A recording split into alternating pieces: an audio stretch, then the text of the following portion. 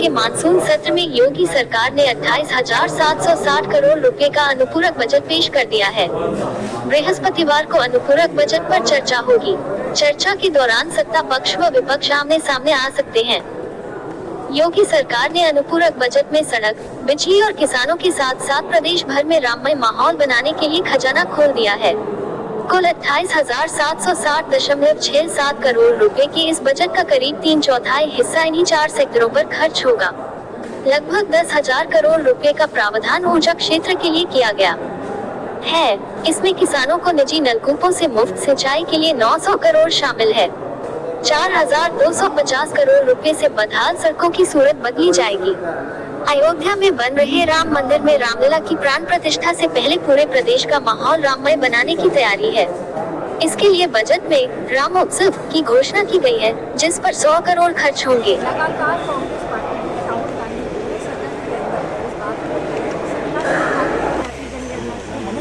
और अब तो जब बिहार में जाति जनगणना स्टेट ने कर दी तो क्या दिक्कत है? सरकार को भी कर देना चाहिए। यहाँ पे सबका तो माइक ऊपर है, सबसे बड़ा राज्य है, लगातार यहाँ मांग उठती आई है। जाति जनगणना होनी चाहिए, सबको समान अधिकार मिलना चाहिए। ठीक है मैम, जो गुंडा विधेयक था उसको राज्यपाल ने वापस कर दिया है और भाजपा में बात हुआ था, लेकिन राज्यपाल ने उसमें काफ़ी जल्दी। देखिए, बहुत ही महत्वपूर्ण विषय है।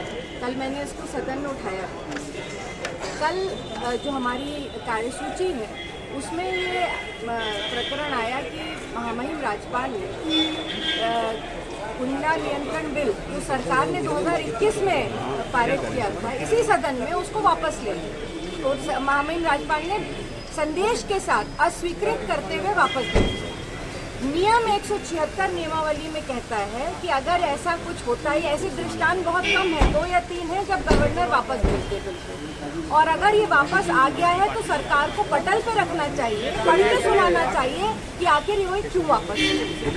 ये बहुत ही संवैधानिक रूप से ये बहुत ही असहज स्थिति पार्टी है। पिछड़ों का कोई ध्यान नहीं दिया है। अब उनको पिछड़ों की याद आ रही है कि उन सत्ता से सत्ता में रहते हुए समाजवादी पार्टी 2022 का चुनाव हारी, 2024 का चुनाव हारने जा रही है। तो समाजवादी पार्टी हो, चाहे कांग्रेस पार्टी हो, चाहे कोई भी पार्टी हो, जाति के नाम पर दिक्कत न्याय नहीं किया, अपनी पार्टी में न्याय नहीं की, सदैव पिछड़ों का दमन करने का काम किए, विशेष तौर से अति पिछड़ों का दमन करने का काम किया, उनके अधिकारों का हनन करने का काम किया। आज की यह मांग 2024 में जब उनके पास कोई चुनावी योजना नहीं है, जब विकास की गंगा बह रही है, गरीब कल्याण की योजनाएं तेज गति से आगे बढ़ रही हैं, हर समाज के हर जाति बिरादरी का विकास हो रहा है, तो उनको हजम ही नहीं हो रहा है। इसलिए उनका हाजमा ठीक होगा 2024 में, जब 80 की 80 सीटों पर भारतीय जनता पार्टी गठबंधन की जाएगी और समाजवादी पार्टी सहित जो भाजपा विरोधी, पिछड़ा विरोधी, दलित विरोधी, गरीब विरोधी, महिला विरोधी, भ्रष्टाचार के समर्थक, अपराधियों के, माफियाओं के, गुंडों के समर्थक हैं, उनको जब जनता सबक सिखाएगी तब उनको याद आएगा कि हमें गलत रास्ते छोड़ करके वही रास्ता जो भाजपा का रास्ता, जो भाजपा की विचारधारा है, वहीं उनको आने के लिए विवश होना पड़ेगा। ठीक है। सरकार का स्टैंड क्या है सर? कल आप परिषद में बोले थे जनगणना को लेकर के जनगणना कराना जाति के आधार पर या बिना जाति के आधार पर ये भारत सरकार का काम है। उससे भारत सरकार विचार करेगी। हम लोग जाति जनगणना के खिलाफ नहीं है। जनगणना के कार्यक्रम जो होने वो भारत सरकार से होने, राज्य सरकार से नहीं होने। ये मुद्दे जो 2024 में चुनावी मुद्दे से विहीन है, इसलिए इस प्रकार के मुद्दे बजट में अयोध्या को ठीक ठाक महत्व दिया गया है। तो हम तो अयोध्या को महत्व दे रहे हैं, काशी को महत्व दे रहे हैं, मथुरा को महत्व दे रहे हैं, विजयधाम को महत्व दे रहे हैं, शरण को महत्व दे रहे हैं। तीर्थ स्थलों का विकास करने से राज्य के विकास को बल मिल रहा है, पर्यटन धार्मिक दृष्टि से बढ़ रहा है, प्रयागराज के कुंभ की तैयारी हो रही है।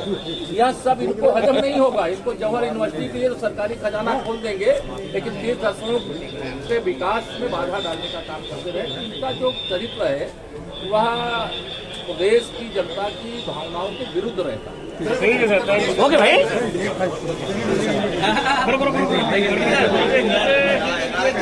सर कौन है? बंटू भाई, बंटू आईडी नीचे करा, आईडी नीचे करा के पूरी तरीके से सामने देख लिए सर। पक्ष में है थोड़ा नीचे कर ले भाई। और हम तो चाहेंगे जितने भी भारतीय जनता पार्टी में पिछले वर्ष के जितने भी विधायक जितने भी हैं वो जातीय गणना के लिए मना करें कि नहीं करा पाएंगे। सर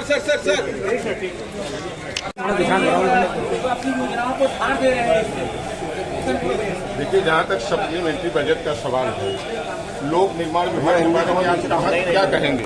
8.9% बजट, जब पिछला बजट अभी सरकार न खर्च कर पाई और उसके बाद 26 से 27% बजट ही तो लोग खर्च कर पाई हो, उसके बाद भी उसने पैसा मांगा है। किसी के लिए पैसा आपने मांगा? यही हाल पर्यटन का है, यही हाल ग्राम विकास का है, यही हाल सिंचाई विभाग का है। अगर आप 19 विभागों की समीक्षा करें तो जो बजट उन्होंने सामान्य बजट में लिया था वो बजट आज भी जमीन पर नहीं ले आ पाए। गड्ढा मुक्ति को क्या कहेंगे आप? ये कौन सी गड्ढा मुक्ति हो रही है? गड्ढा मुक्ति का ये हाल है कि गड्ढा मुक्ति के नाम पर जो पैसा खर्च हो रहा है 15 दिन बाद सड़कें यथावत हैं। और मेरा ये व्यक्तिगत मानना है और पूरे हाउस का भी ये मानना है कि आज सरकार किसान के मुद्दे पर, आज सरकार गरीब के मुद्दे पर, आज सरकार महंगाई के मुद्दे पर और आज सरकार बेरोजगारी के मुद्दे पर पूरी तरीके से फेल है। किसान आत्महत्या कर रहा है, 19 केसेस आए उत्तर प्रदेश में आत्महत्या के, और आज एग्रीकल्चर के फैसले पर ये सवाल आज सरकार से हम करेंगे। तो मेरा मानना है कि सरकार इन सारे मुद्दों पर फेल है। केवल जनता का ध्यान बांटने के लिए और दूसरी तरफ ले जाने के लिए ये अनुपूरक बजट लाया गया। और हर स्थिति में उत्तर प्रदेश राज्य को नंबर 1 पर लाने के लिए हमारी सरकार काम कर रही है। आज पूरे देश के पैमाने पर उत्तर प्रदेश की कानून व्यवस्था की चर्चा होती है, इंफ्रास्ट्रक्चर की चर्चा होती है, एक्सप्रेसवेज की चर्चा होती है, वन डिस्ट्रिक्ट वन प्रोडक्ट की चर्चा होती है। और हम सब मिलकर के उत्तर प्रदेश राज्य को माननीय प्रधानमंत्री नरेंद्र मोदी जी के मार्गदर्शन में नंबर 1 पर लाने के लिए बजट में राम मंदिर को खासा तवज्जो दी गई है। आप जानते हैं कि अयोध्या वर्ल्ड क्लास सिटी के रूप में डेवलप हो, ये उत्तर प्रदेश के हर निवासी की मनोकामना है और हम उस दिशा में तेजी के साथ काम कर रहे हैं। वहाँ एक हवाई अड्डा बेहतर बन रहा है, रेलवे स्टेशन वर्ल्ड क्लास बनाया गया है, रोड इंफ्रास्ट्रक्चर हम बेहतर से बेहतर बनाने का काम कर रहे हैं। इसके अलावा जो रिहायशी इलाके हैं उनको भी बेहतर एक रूपता के बना करके हम वर्ल्ड क्लास सिटी के रूप में अयोध्या को डेवलप करने जा रहे हैं। गुंडा विधेयक बिल जो है वो वापस हो गया है, राज्यपाल ने वापस कर दिया है, 2021 में पास देखिए, हुआ था। हर स्थिति में हमारी जिम्मेदारी है कि उत्तर प्रदेश में हम लॉ एंड ऑर्डर को प्राथमिकता देंगे। भ्रष्टाचार और अपराध पर हम जीरो टॉलरेंस की नीति पर काम करेंगे और हर जो भी कानून है उनको बेहतर से बेहतर बना करके हम अपराधियों पर शिकंजा कसेंगे।